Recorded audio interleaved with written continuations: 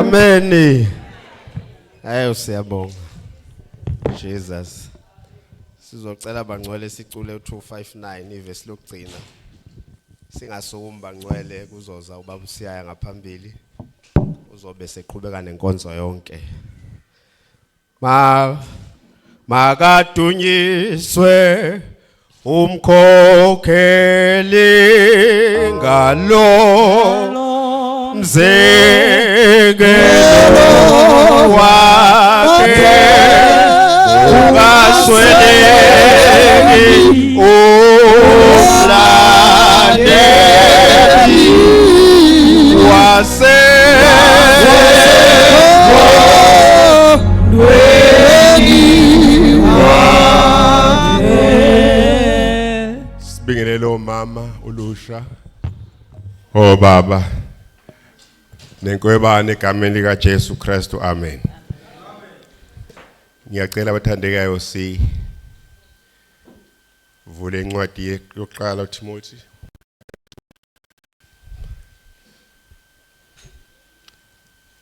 Ngakho ke kuqala kho konke ngiyala ukuba ukunxusa nokukhuleka nokucela nokubonga kwenzela abantu bonke amakhosi nabo bonke abakhulu ukuze sihlale kahle na ukuthula okumesaba uNkulunkulu nangesizotha esipheleleyo. Lokho kuhle kuyabongeka emehlweni kaNkulunkulu msindisi wethu othanda kuba bonke abantu basindiswe bafinyelele kulazini iqiniso ngokuba munye uNkulunkulu munye nomlamleli phakathi kaNkulunkulu nabantu umuntu uKristu Jesu owazinikela abenhlawulo yabo bonke.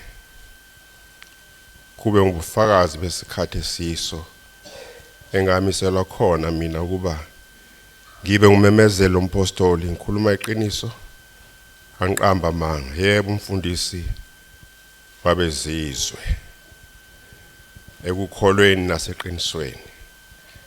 Ngaloko ngithanda ukuba amadoda akhuleke ezindaweni zonke phamisa izandla ezingcwele enganalulaka nakuphikisana.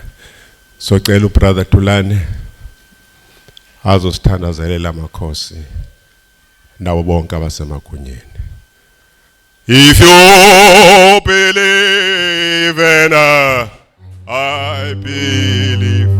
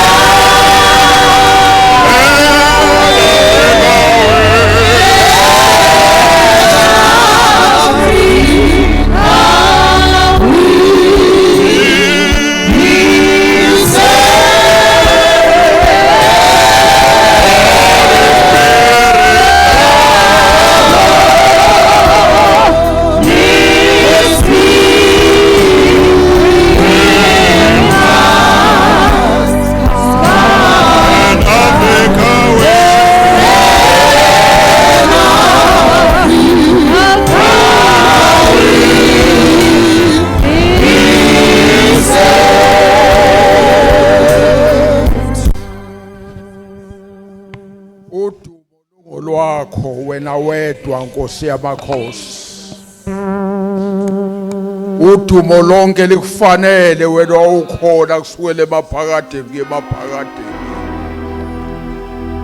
Udumo lonke malibe kuwo ngcwele mdali wamazulu nomhlaba nomenzi weinto zonke.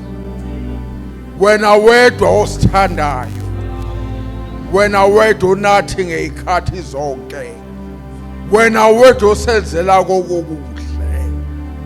Fakaze wena uJohn 3:16 wathi ngoba uNkulunkulu walithanda izwe kangaka waye wanikela ngento yakhe ezele yodwa ukuba kube yilona lokholwa yiyo akabhubhi ngephebe lokuphila okuphakade. Siyabonga moya ingcwele kuseni. Siyabonga moya ingcwele nakulolu suku ukuthi sime phambi kwakho silabo abedlulile kufeni sagene ekuphileni ngoba siyakholwa ndodana yakhe ezelwe yodwa uJesu Kristu elithizwe lakho ubususiphake igunya namandla lokubizwa ngabantwana bakaNkulunkulu siyisizwe sakho abakhethiweyo. Memezela ubukhosi balo bakhiphe ebumnyameni abafake ekhayeni kwakho okubakalisayo. Baba siza kuwe, siza nesizwe sonke eSouth Africa osibeke kuyo. Baba siza nesizwe sakho sonke emhlabeni wonke. Siza kuwe Nkosi, sibheka wena simakade, sibheka wena ophewe into zonke, sibheka wena omkhulu nomangalisayo.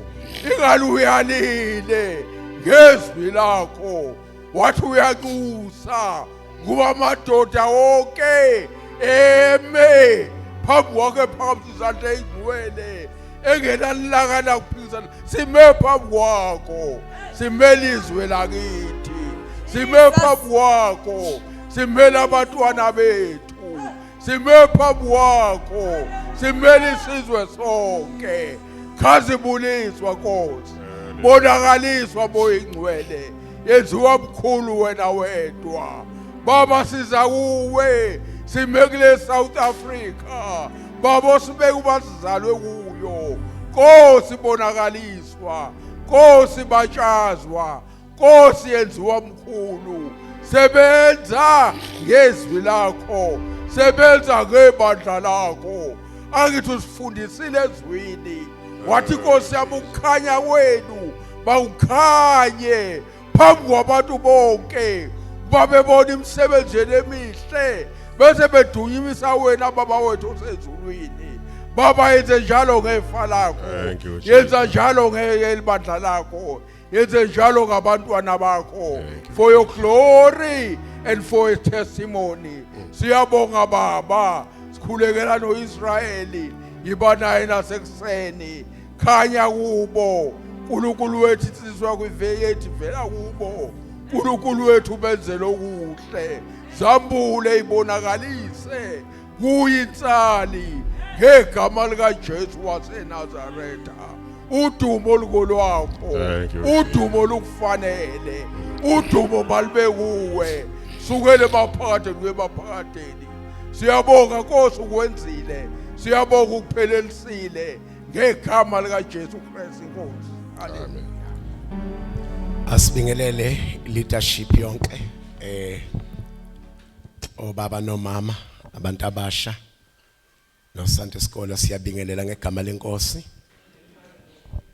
Siyabonga nathi kathi ngikhuluma nomkhanjo, hey ekhaya kanti ukhohle nasekhaya kodwa mawusufikile ngithi hawu izolo kumnandi kangaka, hey le kota kanti ayifani namanye, hey kodwa lapha hayayo. Siyabonga kakhulu bazalwane, kufana nephupho kithi.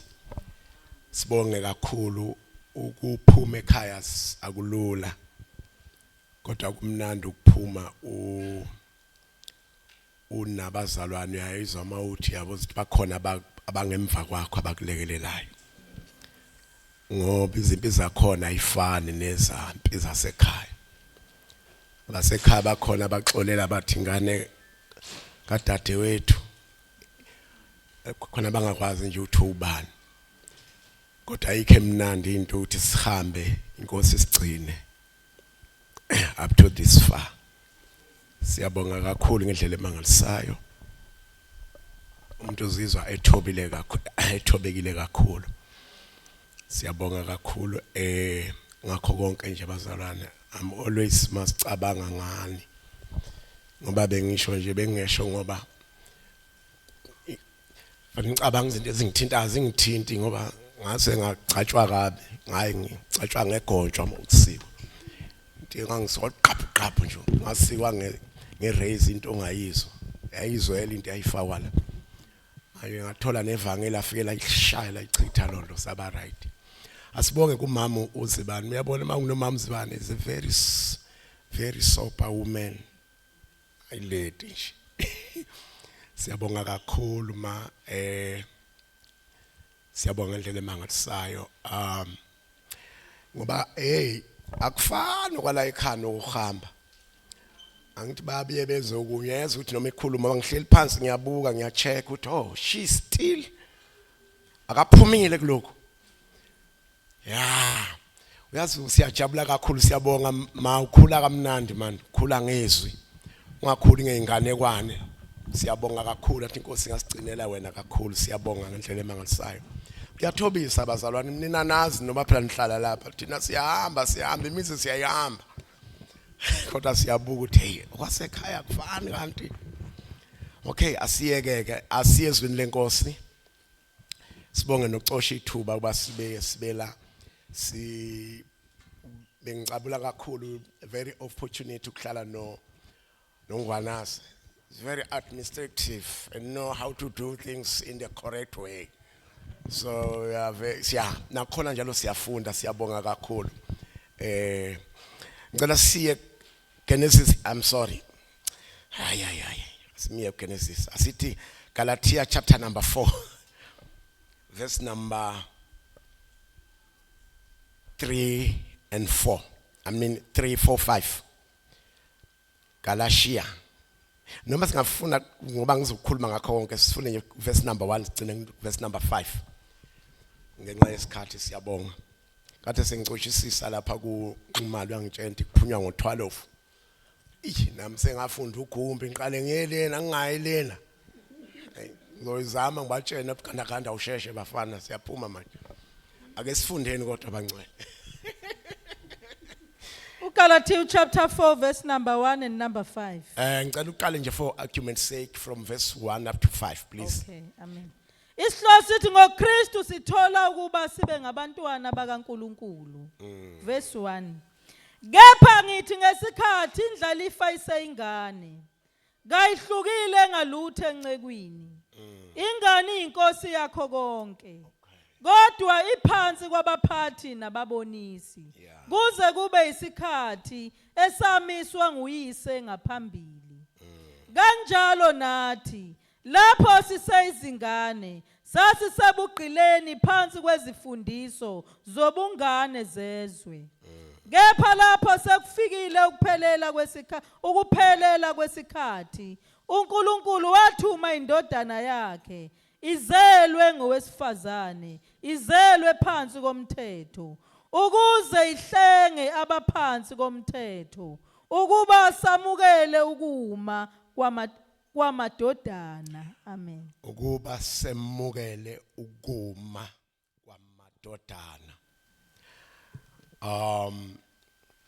Mhlawumbe kasiyeke konke lokho sizama ukuya kulokho. Mhlawumbe ngicela sike sikhulume fullness of time. Ugcwaliseka kwesikhathi. Funa sibuke nje lokho. The fullness of time. Tina sinasi noma ngithi i-New Testament church limiswe ama pillars awu 4. if you work with the New Testament church, must work around with these 4 pillars. If wakwita siyesaba thina, no, there's something wrong. Because one of the things in New Testament church elimi ngawo,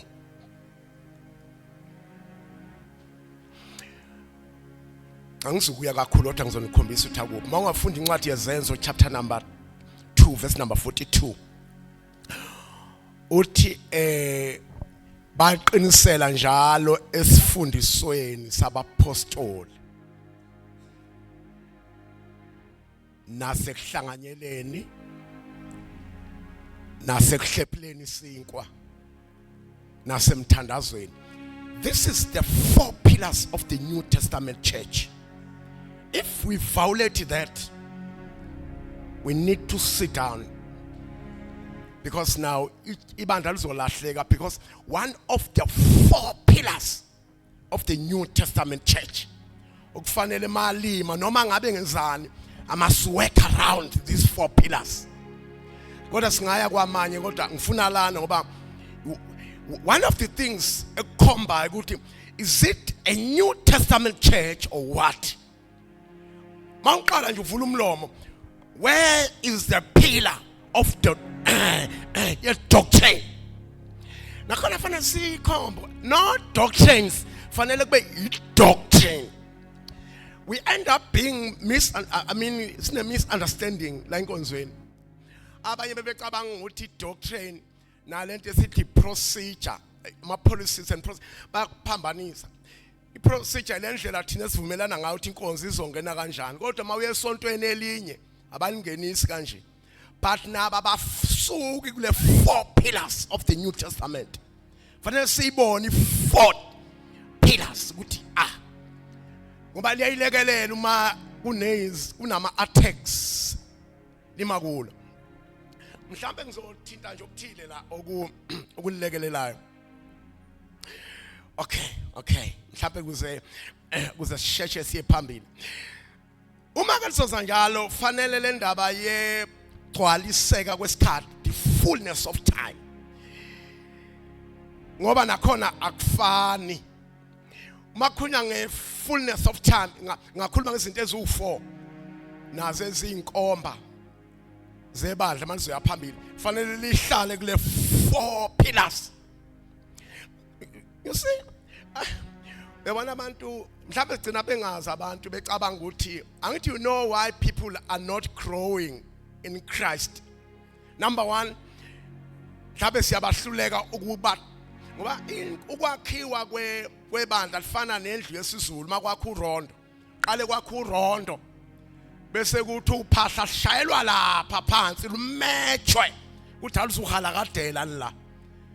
Bese silanda abantu ke belithatha wescoop asasana fanele ufike uthi abasha lungangeni phakathi uphahla kodwa lume. If measurement ibe wrong, yenze ukuthi nibeke into ehala kadele phakathi. Why? They fail to put the church to the 4 pillars. That's why yeke kancane. Mhlambe ke ngiye kancane ukuthi ukugcwaliseka kwekhathi sikubona kanjani. Number 1, ilokho esithi thina ukuzalwa. Le ndaba ye fullness of birth. Gcwaliseka kokuzalwa. NgokweBhayibheli thina ngokwethu sazi ukuthi mawusumukela uJesu usuzelwe. Yes, uzelwe, but there's things above that.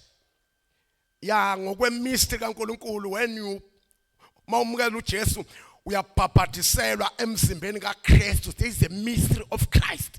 No one can do that. But above that, fanele mawusuzelwe kwaNdebele noma uzaliwe fanele uthole imbeleko. Yini yenza ibandla bonke lizelwe? It's a baptism of the Holy Ghost. It's a sign, Lord. Because ibandla liya athekeka uma sithi ibandla lingakayitholi imbeleko eHoly Ghost. Kwenza lilwe izimpi elingakabi fit for zone. Because not yet baptized with the Holy Ghost.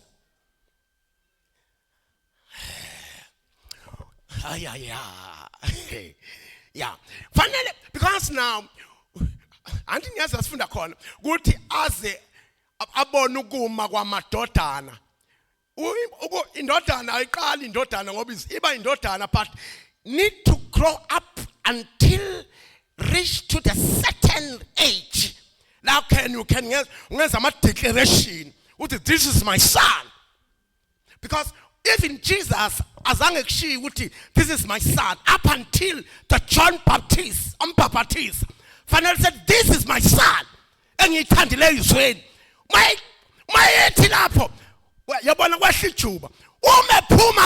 Because of that declaration. My son, Tibana no Satan. Agafuni lapho kushisa. Don't musukushisa. Ufuna kuhlala etafuleni uthi if you are the son of God, change this stone. Akafanele amshaye ngokushisa. Fanele amshaye ngesonship. Make with 4 pillars. So that ngamtshela hey, akusinkwa sodwa thina singaphila ngawo. Siyaphila la ngamazwi. That's the right church of Christ.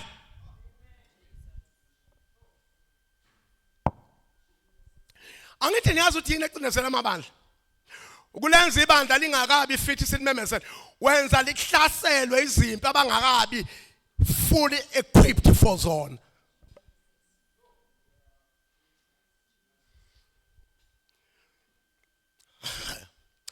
Okay. Mhlawumbe kuningi kodwa ngifuna ukuzala le ndaba yokuzalwa. Ngingasho lokho uzalwa ngesikhathi umukela uJesu. Yes, spiritual birth ngesikhathi because umoya ongcwele waqala lapho kubizwe ukuthiwa yibandla. Is the Holy Ghost or sends asibe yibandla.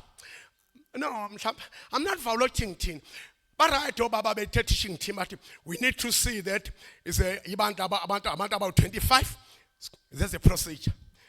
About papa the okay. But there's something it's full way born. Papa to see when a matter among well. Yes, again is spiritual birth. If it's a declaration, this is the kapata. Okay. Why? Because basuka benfikela nina enikwi preaching point benganika amandla bethi ni belonga kwathi olundi benza izimpi kungabi ezenu kube ngeza kwathi. Don't take a position because we are not sit in the 4 pillars. Sisakuncenga sikusakhona. Kwenza izimpi zala endlini kube ezenu.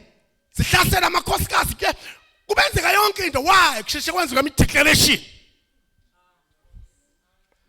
Hayi angiyeke kodwa Nkosi. Nikhona enkonzweni? Ake ngibone sithi sonke. Sikani madoda. Okay. Enye ileto kuthiwa is a fullness of character. Ngizoma kuyo kodwa leyo ngifuna ukuthi ake ngisheshe kuba ngifuna ukuya kuyo. The fullness of character. Lenethi mhlawumbe ngizoya kuye egcineni. Iyo vele ngifuna ukuma kuya ngike lezi ezinye ngizoyibala nje. Lenye kuthiwa is the fullness of time. Gcwaliseka kwekhathi. Enye mase kuthiwa i fullness of harvest. Ake ngika kancane kule yezikhathi. Khona izikhathi engaba zikhathi ngokweyiprofeto. Kodwa zingakagcwaliseki mabangekho kuze iprofeto zifike.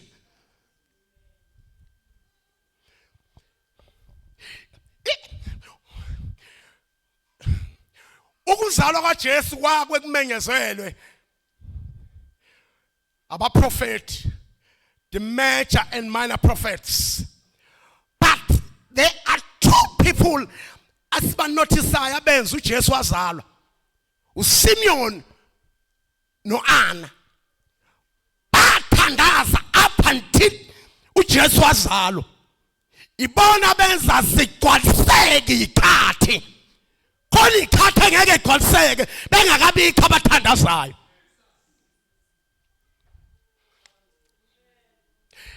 After Jesus born, asibangesezwe ngabe uthi bashona because yayisiphelile iassignment yabo. Ngoba fanele into yala uluntu makuzolunga.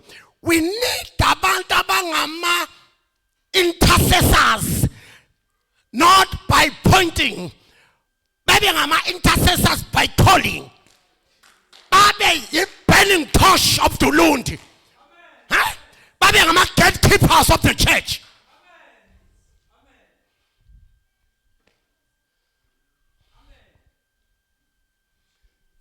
I know a character yami ngiyahlupa. No, I'm teaching. Angikuvangeli. Makuvangela ngizokutshela ngiyakwazi ukuvangela mangithanda ngayo ekuvangelini manje. Kodwa ngifuna ukuvangela azisheshe mina. Ayibandla lela ngisavangeli manje. Ngoba fanele sibone amaphilasi uthi aqinile yini. Angikuvangeli ngiyakufundisa manje. This is the teaching.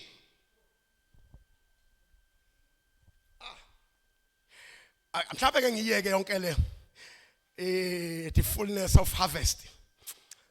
Ngicela ke siye kancane kule engizwe uMongcele ngithinta ngayo ekseni. The fullness of time. Now it's very interesting. Kodwa ke sibambe notha ke siyeke lesezinye. Ake sibongene kahle, ake sibuke kahle. Mawufunda Ephesians chapter number 4. Ukhuluma lapho uPaul uthi wenza abanye ubaba bengabapostoli, abanye babe abaprofeti, abanye babe abavangeli, abanye babe ngabelusi, abanye babe ngothisha. Uyayichaza ke ukuthi yini. Noma ke ngiqhele kancane nje. Among the apostles, only Paul wathola lokuthiwa a blueprint of the New Testament. It's only Paul you can search mawuthanda. Abanye no. Wake wayizama uPeter ezama ukulandela into zika Paul wathi uPeter incwadi zika Paulo sezilukhuni. It's not easy to understand. There's a lot of mysteries. Uthi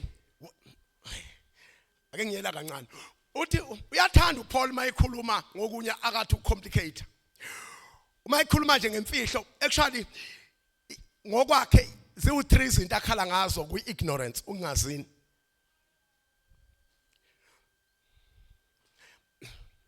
Ngicela nenilandelayo ungalahlekisi zoya lapha. Lapha enkhona ziwu3 izinto ezithiwa ikungazi. Uthi mayikhuluma chapter number 1 Corinthians chapter number 2 yini? Yes, I'm sorry. Chapter number 12. Uthi mazalwana ngithandi niba ningazi maqondana neziphiko zikamoya. The ignorance about these spiritual gifts. Among the apostles, only Paul okhuluma enaba about the gift of the spiritual gifts. Lokho oqala lokho ignorance about the spiritual gifts. 2, kube ignorance about death. Uthangithanda ubaningazi maqondana nabafayo or nabafileyo sorry.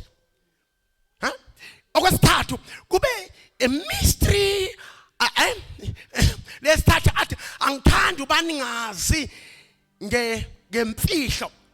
Yahlupha lesigama lemfihlo. Ngemystery.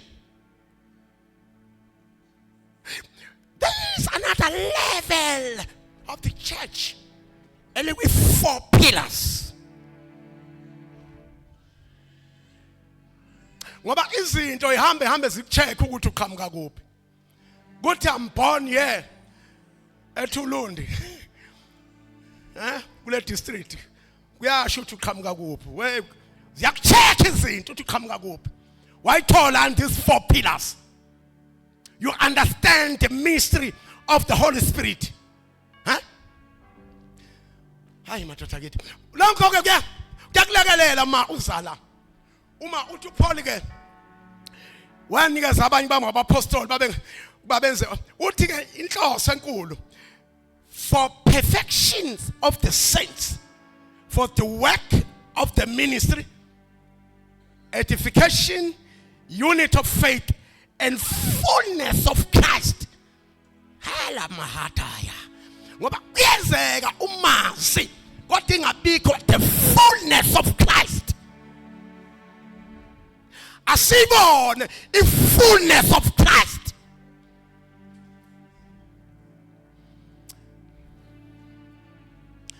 Hey. Angathi uthi bani obengangifundela the same lapha sisuka khona kuGalatia. Ukhuluma ngayo le ndaba ye fullness of Christ. Mangifunda kahle ngeNLT.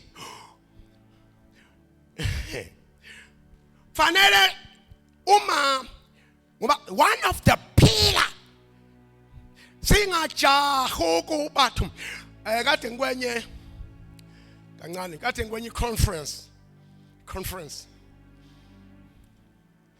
one of the guy yayila uLundi ngalezi yakhatha uLundi seyiyo uthi abantu abamsiza akakhonzi nathi uthi abantu abamsiza ngabalapho uLundi babe bakhuza bathi msana ukujaha ukuphuma yabona mabesho labo siya ngathi badlala ngathi no bayayazi because in local church is your covering. In local church manzokwenza into because angiphathi imali right ma right pillars khona into ufana noDavid ayohlasela uGoliath babuza uthi okaba lo mfana twa umfana kaJese covering khona ngeke zikuchaye zibanjwa icovering. Hayi mina ngizosenzela ayikho into esincabe mam Sibani siyabonga ma wethu you show to be woman ngabeza abafazi bayengocacamka nje bawuqaqamuka wathi isipoko sangapha ngithi yo yeah man qamuke cishe fanele noma ukhonza unento kodwa siyafuna ukubona ubufazi asibonde ngikhona ubufazi nama hunter phasi yakha sibonde khona fanele uthi uyaphambili sodwa sibone ukuthi you know your boundaries noma ngaba bashisi lapha because is by covering yakho khemazaya ngaya phambili kancane when umakusuthi the leadership is spiritual field they move in the highway.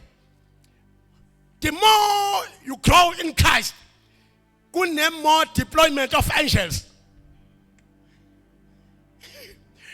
Angithi usunikeza more responsibility like president imoto ne security ka president ayifani no mayor wala now but if ibandla limi kwi four pillars umuntu obelonga la endlini if there's an enemy attacking your home kuthatha ingilosi ayigadele lomzi sideploy hayi manje uTembe one of the on charge wingilosi uthi hey kuthumani kwaMpontshana konke avele eMpontshana mayiwela follows. Why? You belong to the local church.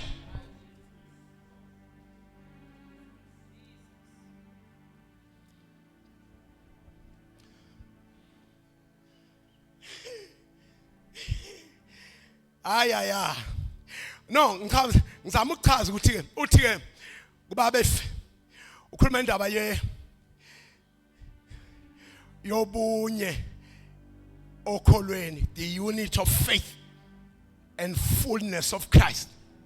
Konke ngifuna ukuyisho, ngifuna ukuma kuyimpela le ndaba ngifuna sizwe kahle. Same chapter verse number 19. Galatia chapter number 19. Okay. For with the church, angifundela ngolunye ulimi. Angifundela ngeNLT. Aha.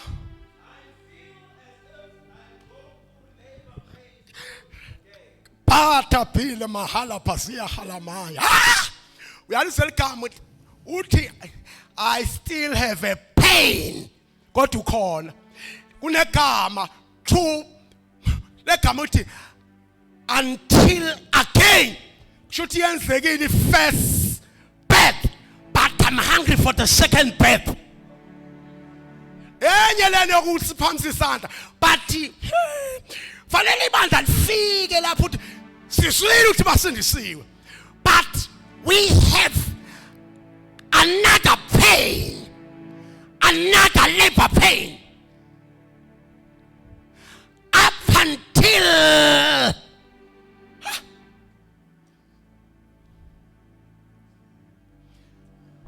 into ayila inkonzweni nina wayengaqoka nangeprofession umuntu la inkonzweni. Wayimana abe usheli yedwa angakwazi ukubhala igama lakhe kodwa ayitholile i-second birth yangenhla. Ngoba wenza lo makoti abalapha abangangenwa imoya because uthe yedwa because une authority ukwazi ukuhamba with angels. Uthe kuthandaza becommand ingilosi athe zinye ziye kwaqeza ezinye ziye emelmoto. Uyeza uthi yezimpi because the authority of the church is right by the church sitting in the four pillars.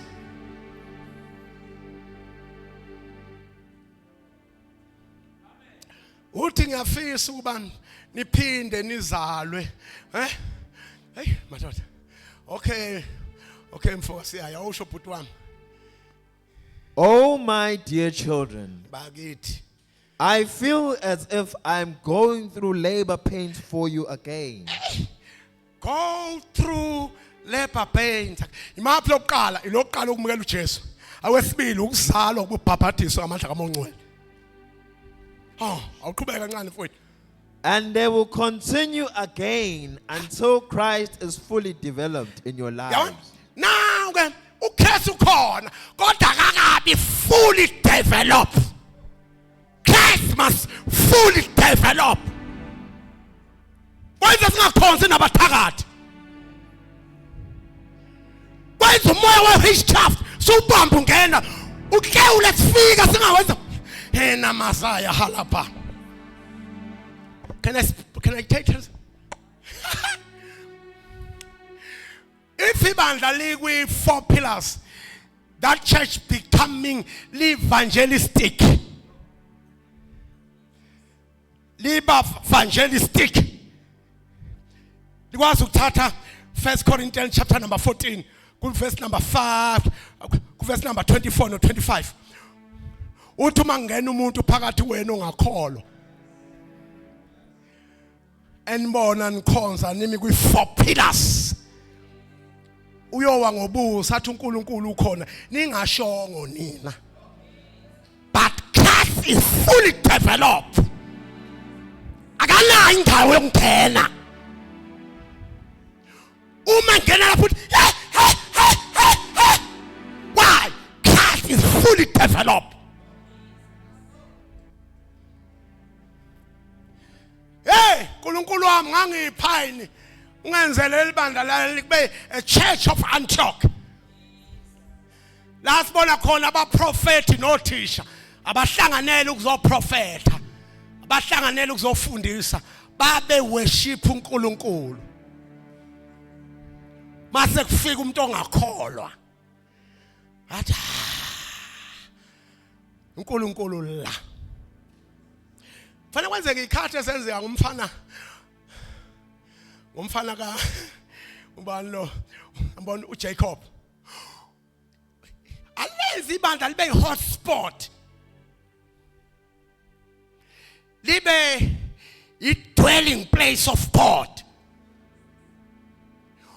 Uma ebaleka uthi nembala uNkulunkulu akashunyayizwanga ukuthi waye esikhundleni sika mkhulu wakhe uAbraham. Uthi bengazi umuntu uNkulunkulu la. Futhi angagcina athi akwanti isango lezulu. Ibandla limi kwi four pillars. Lenza izulu libe lula. The visitation of angels kuba more easy. Because they are fully equipped and ability to serve.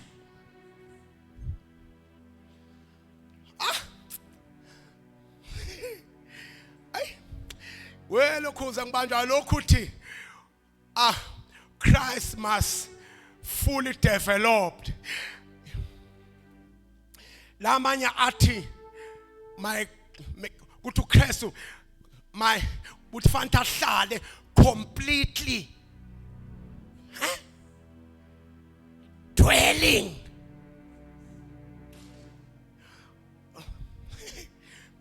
ama challenges nawo bangcwele ukuthi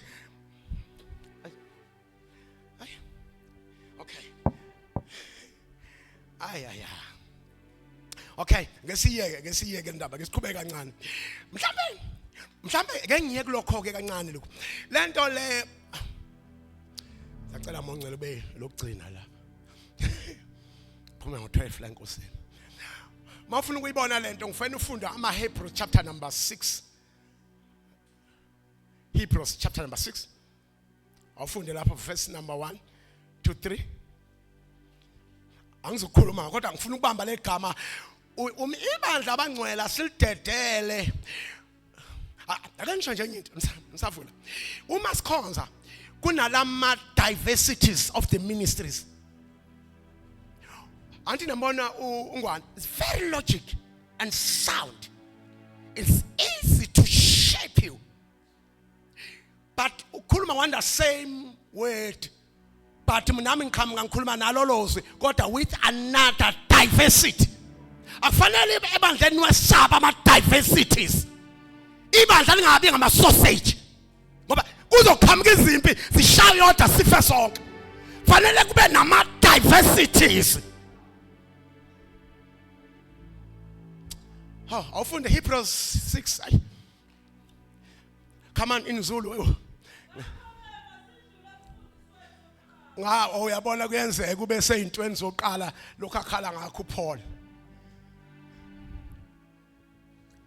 ngoKristu siqhubekele kokupheleleyo ngicela ni underline legama to go on to the maturity uyabona sayiqedileke lapha ufuna ulandline lelo okay siye kokupheleleyo akusho ukuthi no Christ nje uthi awukabi ready for the world angifuni ukusho kunye deep yikho abantu bewakalula nje because sheshe sibakhiphe bengakabi fit enough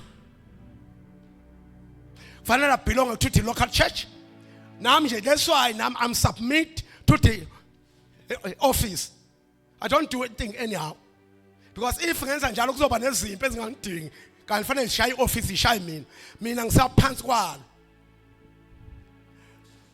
ngasho kuthile kancane futhi if you belong to the local church there are three things that are important number 1 akufanele ungatithe angifuni ukuya kukho futhi asifuni nesithuso ukuthi niyohle esihogweni ngeke kodwa ngeke ufike kulo tithe kodwa ngeke uyeke 2 umuntu odla isidlo akufanele ungasidli isidlo noma udla isidlo bese ungatithe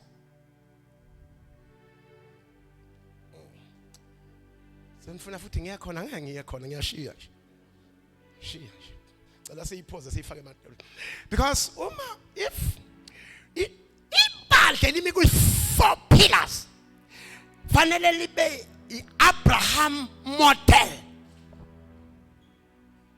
likwazi ukulwa makuthathwe uLot akafuna abanye abantu uthatha 318 staff ama architect engineers lawyers about 318 bahlasela 5 kings babuya noLot babuya nempala yalizwe liphethe 4 pillars aliphelele empini we need to be hakapazi halama let us be a modern church of David ayikho impela uDavid angayihlula because ukwazi how to handle a spear banjwa kanjani umkhonto khona isilo sengichazayo manje sakwadukuza sashintsha istrategy asasewuphosa emkhonto siyishaya bemshaza ishaya iduze kuze the same weapon ishaya olandelayo that's the type of the church of the New Testament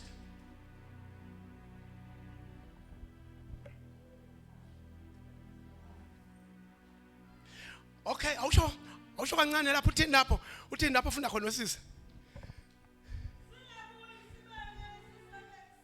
Sibeke isisekelo sokuphenduka emsebenzini efileyo. Yebo. Nokukholwa nguNkulunkulu. Yes, qhubeka kancane uverse number ba. Verse number 2. Yes, qhubeka sister. Nesifundiso sombhaphathiso. Okay. Nokubeka izandla. Nokuvuka kwabafileyo. Nokwahlulelwa okuphakathi. Okay. Siyakwenza lokho uma uNkulunkulu evuma. Okay. Ngokuba aninakukwenza ukuba laba sebake bakhanyiswa banambitha Actually, isiphiwo. this is verse number 4 lo. Amen. Fanele masitsindisiwe siye ku verse number 4. Mafana sendlule intweni zoqala ngoChrist. Sineshwa nje ukuthi mangithi what is salvation? Cabanga ukuthi ukuze enkonzweni. Akusikho ungenisa inkonzo nokuyikhipha. Indlela esithanda ngayo thina la ekhaya ingenwa kanjani. Kodwa mawuyesontene elinye banendlela engena ngayo. But let me point something. Lokho kuthiwa is a five-fold mystery. So we mystery manje ngifuna sikubize njenge mystery. Okay, ngifuna ukusho khona. Ngifuna ukurasha. Aya. Konda ayisholo lapha okay, usushilo lapha sisutheni angiphindele uverse number 4.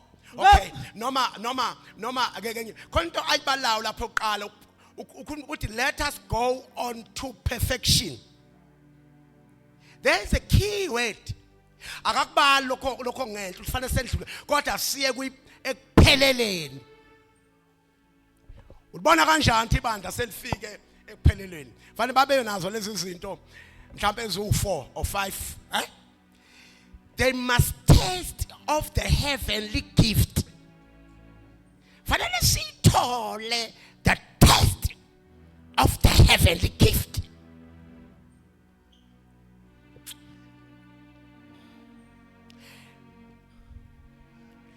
Ngiyazi uzosivangela hey mama lalela. Do you have a heavenly so I taste a taste of heavenly gift? Into yakho inikwe uNkulunkulu engeze ukufana ni. Uyabona abana mamzibani iyona into esicelayo la inkonzweni. Ngoba siluzwa ngabantu nje because xoxa yonke into esingayidingi. Bahluphekile labafazi, bahlushwa amadoda wabona ngekho nje. Why? Because now we fail to give them the heavenly gift. Umelapha must test the heavenly gift.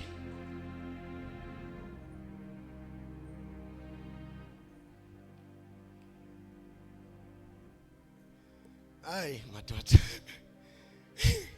Kade ngihleka lapho phongona. Ya bayaza bangakwethu. Ngcono ngikhuluma bekhona. Ngiyambona khona abafika ngiyambuza ukuthi yaphi uthi umkami ungitshela ithi wozobona ke. Fana afika lapha I test the heavenly gift. I test. Ayizwakale the gift of the heavenly.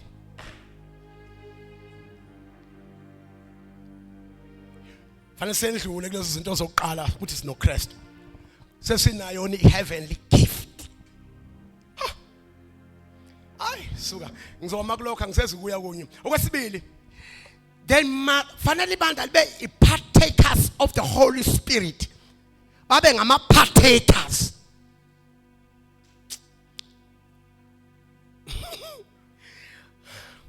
Uthi uPeter 2 Peter chapter number 2 ku verse number 4-5 if I'm not go to 2 Peter chapter number 1. Sorry.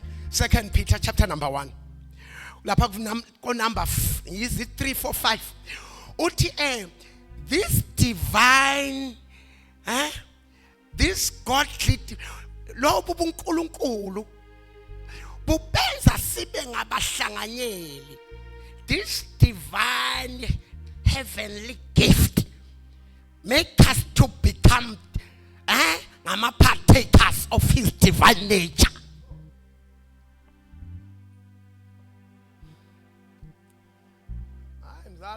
kuba amapistol ngiqinisile phela manje njalo uyothathwa i-breakdown sela sizoyibona fanele ube nayo my sister mawufika lapha komakoti bakwenu obhuti bakho and must taste the heaven gift akayitest athe lokho kufike nje kambe umazama lokho kufika umazama Sponene samsawa. You have a kamo hala pasi kapataya. But madoda noma ngabe uhluphekile azokhalela kuwe because kwenzela indlini awangaba umsindisa sakutestisa a heavenly gift becoming a partakers of his divine nature. Uthi ke mayifuna umsukanini uPaul uPeter uthi this divine God's nature kahleni bakwethu is giving us all things isinika konke esikudingayo because uMongcwele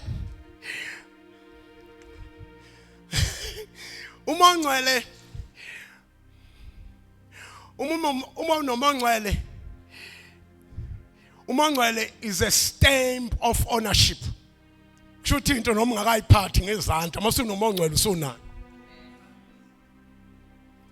Alikho ibandla lihlupha njengebandla elingezange litho likhonza ngendlela hena maha. Can I call? Because now into kade khulunywa kwa provincial to let us align the church with Mzala. When see align ibandla with fanele kushaliye kwi makuthi ibandla li apostolic and prophetic.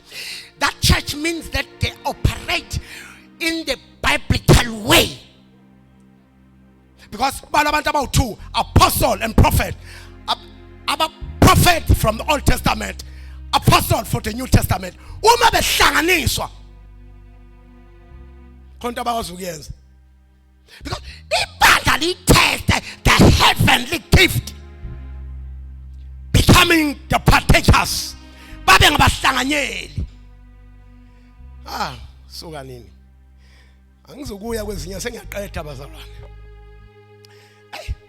Konke emnandi lapha. Uyofunda ekhaya.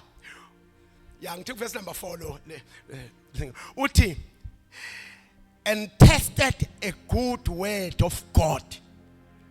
Kanti yabona ngathi khuluma umsibani and tested sikwazi ukulinambitha izwi sikwazi ukulihla. You must learn to test the word of God.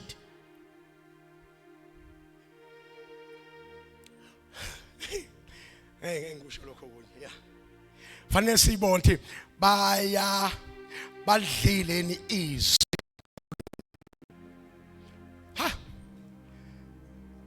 okugcina bese thi ukhuluma nge-powers of the world to come.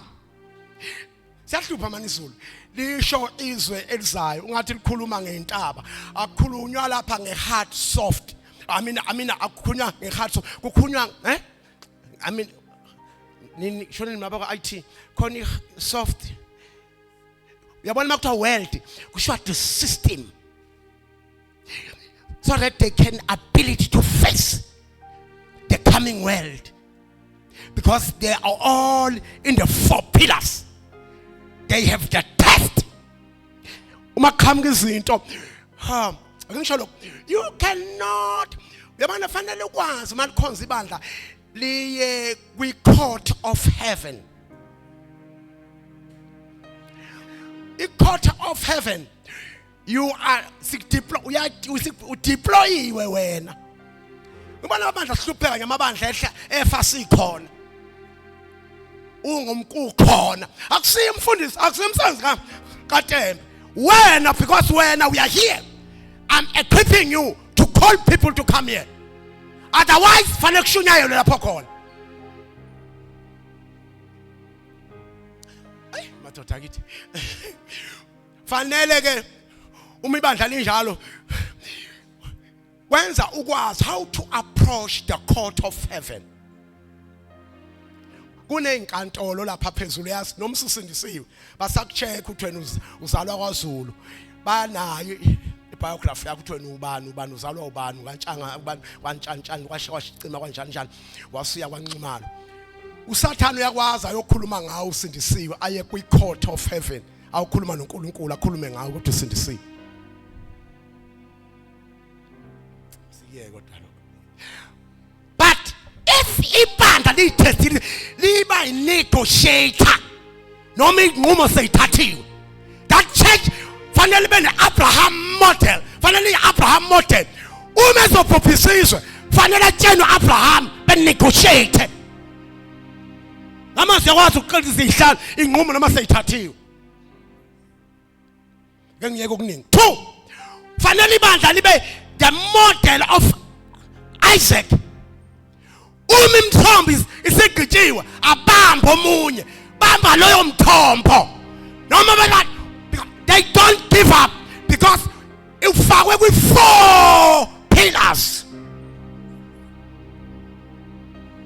Ngayeka mina ngoba uyangixaka ngoba isikhathi ungakasindisa umfana wayekushaya njalo uye kuye. Kodwa namhlanje I'm more protected sa into engazasa indala why nathi sheshe sakunika into yikho udikila nje nenhliziyo encane.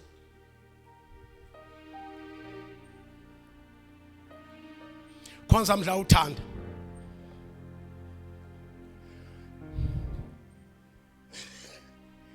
Khonza mdla uthanda. Why washeshe wanikwa into ungakafiki. Ha. Mhlambe ke ngisho nje these 3 points bese siyavala. Ulibona kanjani leli bandla lo tha? This church is apostolic and prophetic. Yakwazi ukubamba ihawu nokuphatha nemkhonto. Because in local church yakushape. Angithi anazi ukuthi wandaba sechurch sehlule. Abazali sika singakakhulu mawusafika ecourt ufika ukhale. Fanele ukhuluma ama facts. Uma bengayazi constitution ubalungise bona laba bathi bayazi bakhombe because they have checked. Angazi ekhaya kini yiphi inkantolo edlala lapha ekhaya kini. Kodwa mawu right singaye inkantolo yangenhla. Sikhuluma about your issue. But if you are not tested, you are not awafiki with divine partition.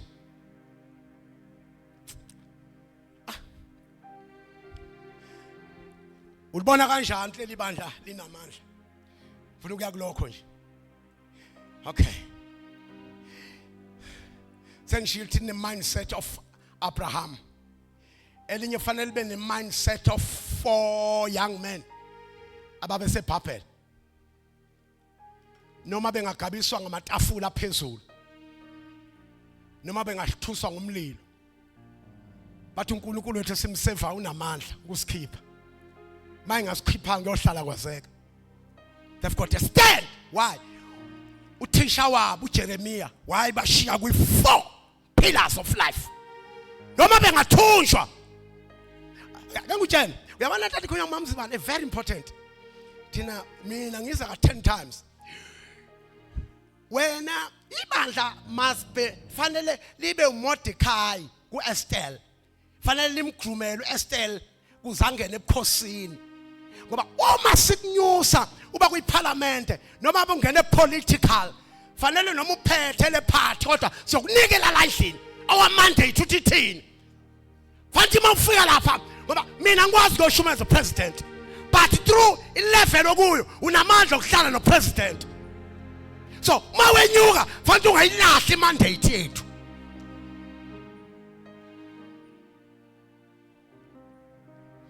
Uhlala eflatini unabantu abaningi akho mthandazo osinyama nje lapha eshisa nyama kuphela. Na uyagula lapha uyagula nabantu bakhona bayagula abamazi ukuthi umzalwane. Ayila uma lesikhathi seseMaritzburg. Wawusene home cell yakho lapha eflatini. Yeah. Ngoba uhlala nje wena kube uphela. Yho inkosi yami. Wawuphethe mandate yala enkonzweni. It's go. Back to God. Must do something. Uhlala nje flatini akho umuntu. Abantu baflatini, eflatini akho bangaka.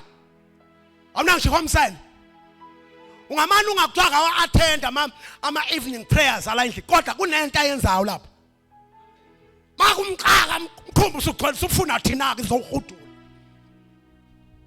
Endebele ozobona ufike uvuke usudonse. Sulethe la endlini. Bemukelo siyaya. Lapha siyasebefikile. Libona kanjani uhleli bandla linamandla. That church the ability to crush the yeast of the Pharisees. Crush. Huh? There was good crush the false doctrine. It crush. Akufanele ngenge ibandla ba leligama be ibandla yimpi leyo uyathi war.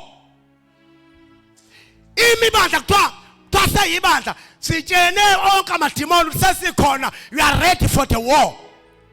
Uma kodwa say preaching point asifuni ukulisho ngoba siyalivikela bengahlaselwa izimpi abangakabi right for zone.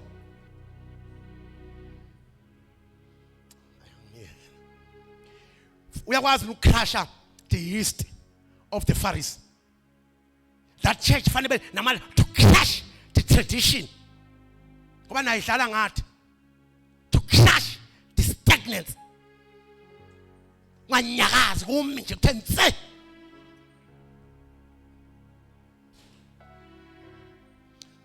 Funa standards. Funa standards. Ubangcwele. Uma sifuna ukubuyisela lenkonzo endaweni yayo. Let align this church to the original mandate. Let us realign. Start as long as she's prophet. There's something lacking. Amadimoni umuntu oboshiwe ukuboshwa kwasekhaya ufika nakho la phindele emva. No, that church fanele be ipool of Bethesda. Oke wangena nje noma nasifosini. Siyolwana phambili.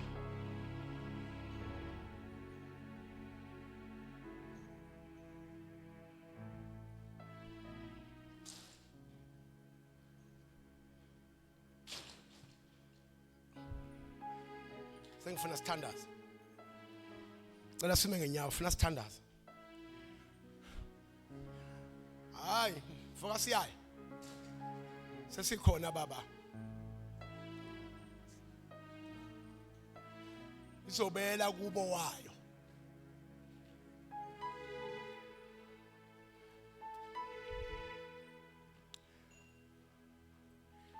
I feel something lokhu ngifikile man. Siyangithinta izinto zangenhle. Omibandla lihleli with 4 pillars. Yawazi ukuthi lithi uproot, demolish. Alqeli liyenza.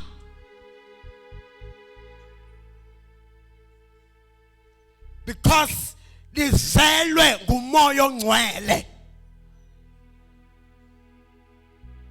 Siyakubona ukuzama mhla uphakamisa isandla good. But uthi Paulos nginemhelo ngani futhi.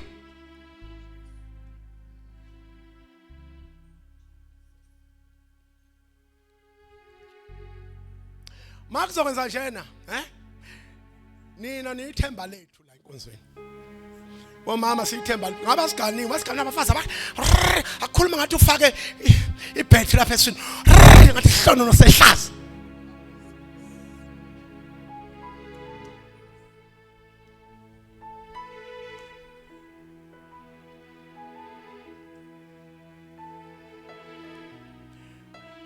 Yazi ngifuna standards. Uyangitshela uMongcwele. Bangcwele esifune a fullness of birth where we are becoming a church of Christ. Anytime I sang a high test, I got say lutho. Yo,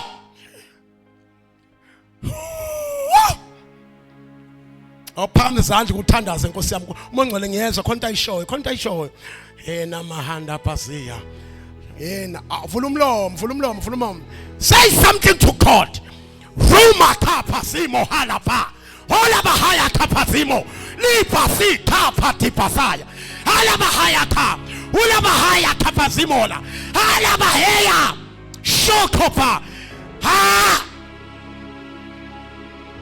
sho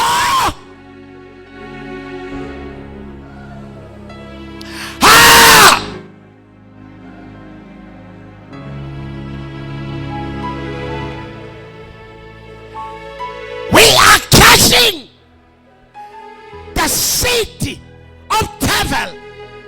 We are crushing the false doctrine. Rumaka. Haya kapaz. Let everyone open your mouth to God. Say something to God. Lima mama he kapazimo. Ula papa papa. Zuka pazimo kapa. Hala pasila hala. Ela bahaya. Shoko pazima hala. Hala papa. Sure. Ha ha ha ha ha.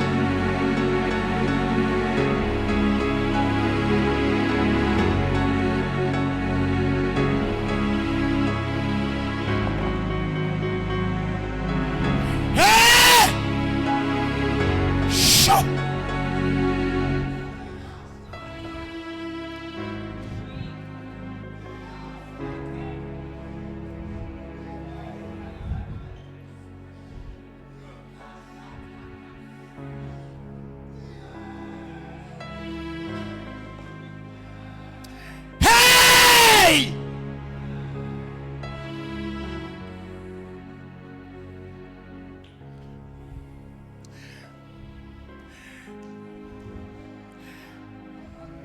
Sure.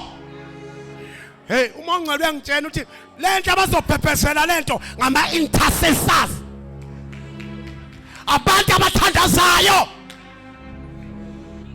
We want a praying people 24/7 non-stop prayers.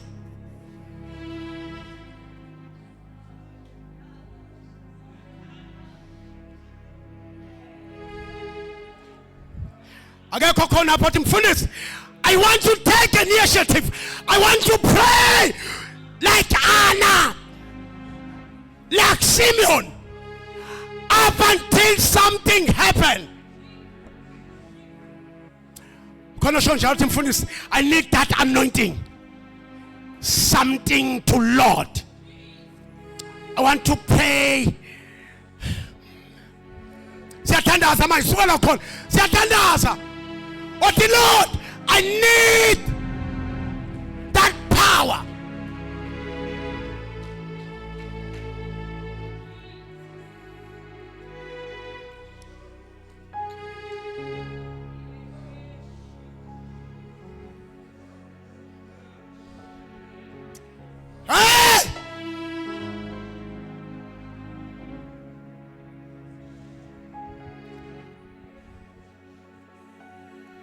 Hey!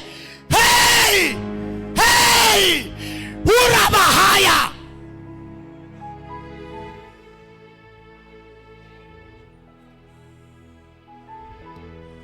Stand us.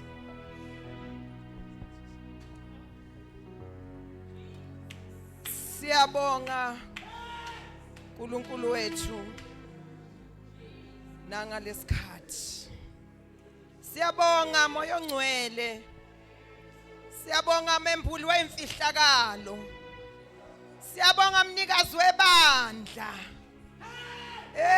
Sibonga Nkosi ukukhuluma kwakho nasemini. Wena okhuluma inhliziyo kaNkulunkulu phakathi kwethu. Sikuzwile Nkosi ukhulumisana nathi njengebandla.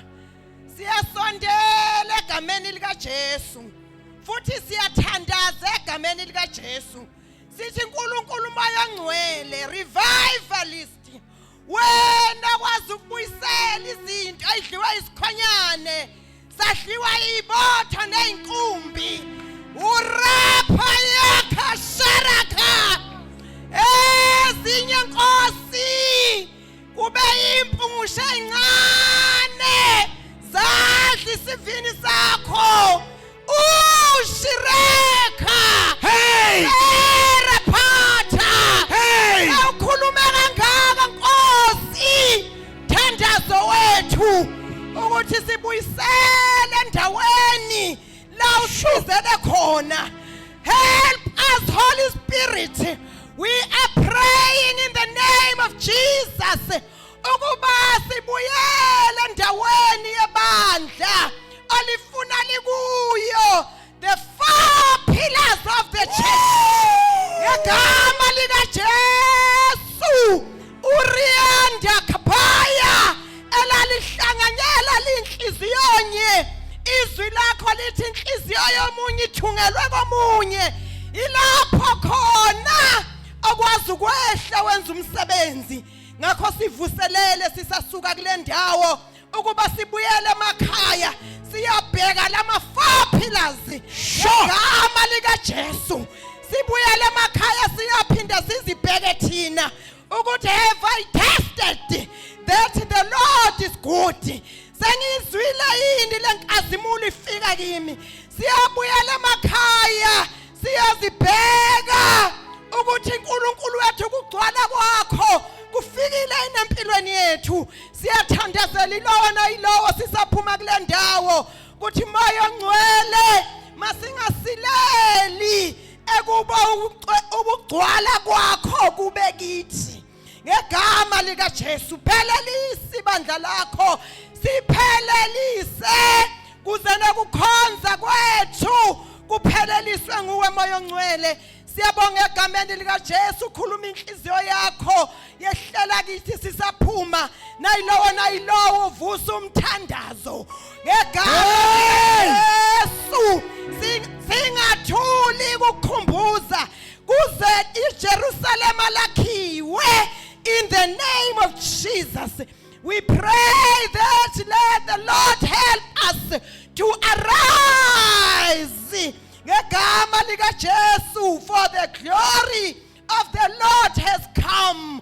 In the name of Jesus. Busisi inceku yakho khulume ngayo imfihlakalo. Siyazi Nkosi igcobile, qhubeka nomsebenzi wakho. In the name of Jesus Christ, Lord, we pray. Hallelujah. Sicela amakhona abagulayo, amakhona ogulayo or any problem. Ngoba ibandla fanele libe idamu lase Bethesda. Ukhona ogulayo? Ukhona ogulayo? The church must becoming a pool of Bethesda. Noma buna kufa kuni, noma sokuphuwe negama.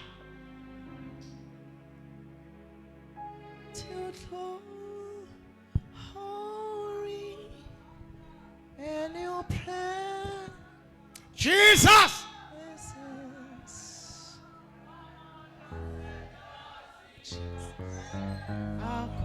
Akhona amandla wona. Akhona amandla. Akhona amandla. Amandla segazini kaJesu. Akhona amandla.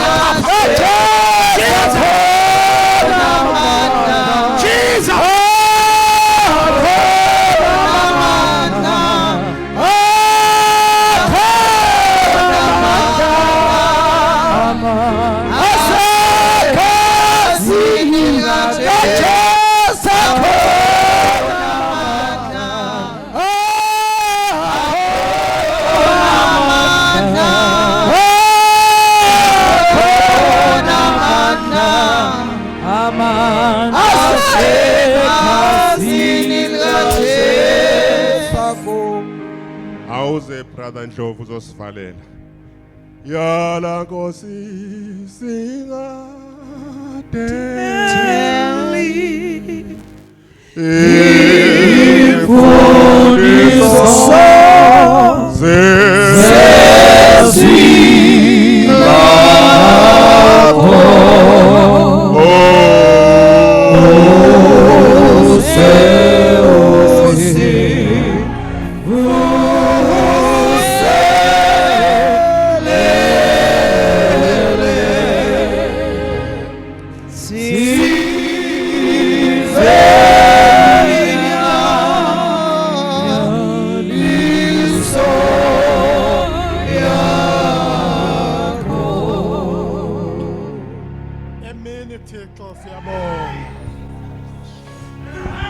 Khuluma kwakhe akusoze kwafana nokukhuluma kwabantu.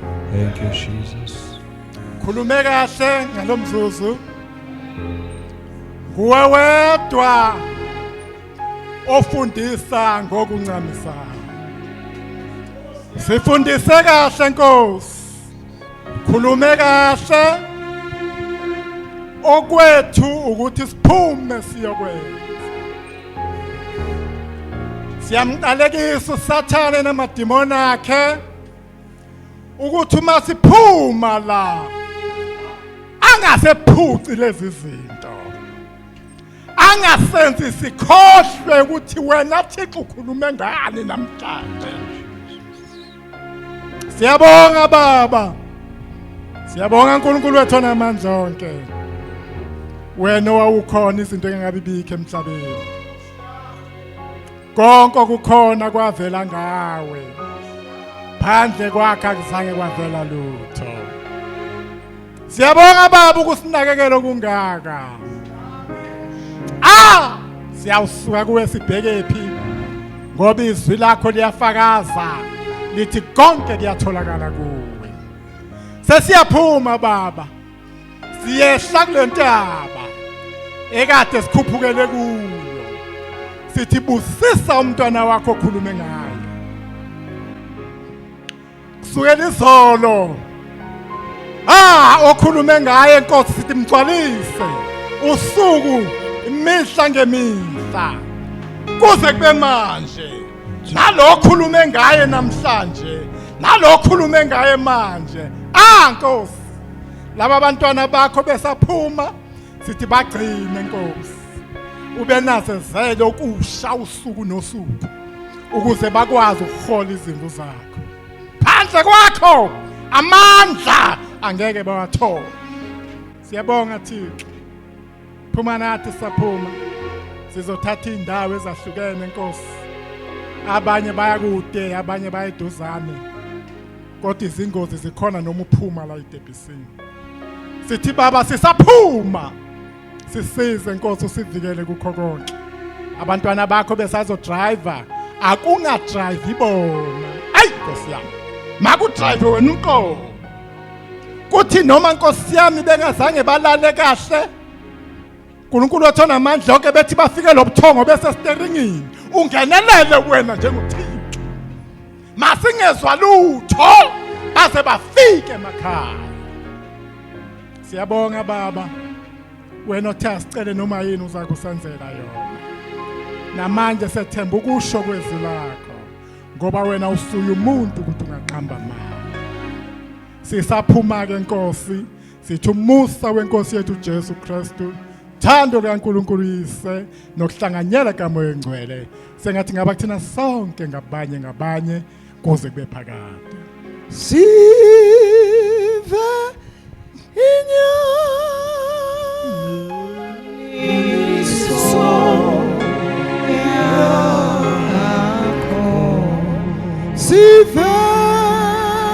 Sive